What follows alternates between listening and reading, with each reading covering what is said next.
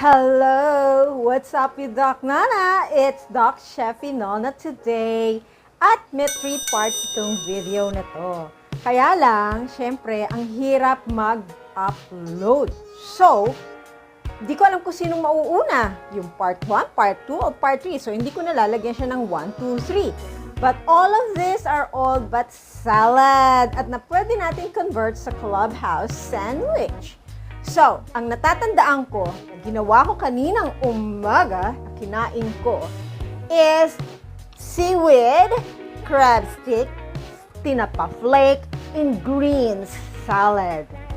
At may cheese yun, no? So anyway, habang ginagawa ko siya, sabay kain na ako. Kasi super duper gutom ako. So anyway, eto na. Ipapakita ko sa inyo kung paano siya ginawa.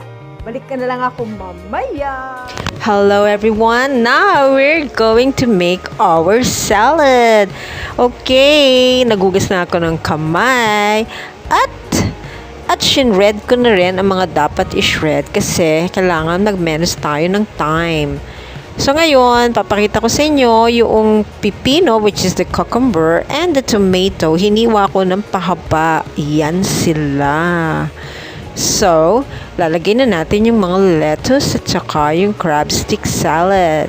Tandaan nyo ngayon lang ako uli nagkaroon ng lettuce kaya excited ako. Yung crab stick salad, ayan, shred na lang natin yung ano niya, yung mga katawan niya. Naku, di ko alam kung anong gagawin ko, parang gusto ko na kainin to kagad. At ito, at ilalagay na natin ng cheese.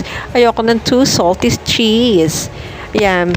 Kasalasan kasi iba, naglalagay pa ng salt, naglalagay ng pepper, naglalagay pa ng konting sugar. Depende na sa inyo yan kung anong gusto nyo gawin nyo sa salad nyo. Basta ito ang ginagawa ko. Okay, nag-shred ako ng cheese. Ayan. Tandaan nyo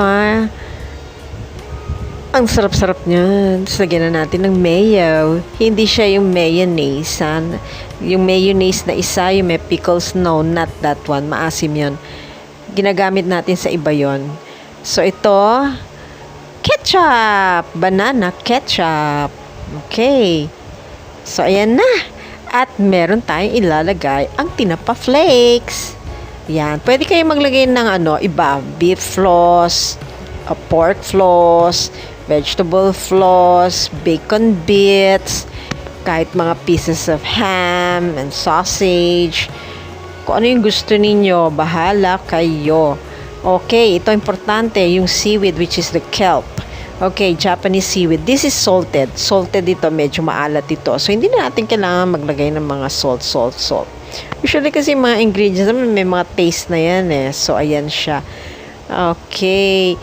Alam nyo, kaya laging nakashred yan. Ayoko masyadong pinupwersa mga gilagid at ngipin ko. Ay nako, I'm at my age already. Ayoko maglaglagan ng aking mga teeth.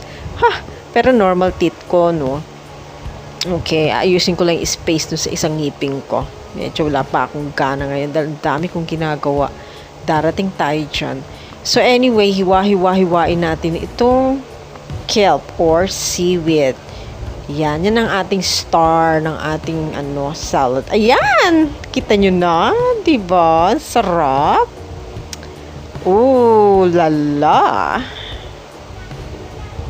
Hello, I'm back.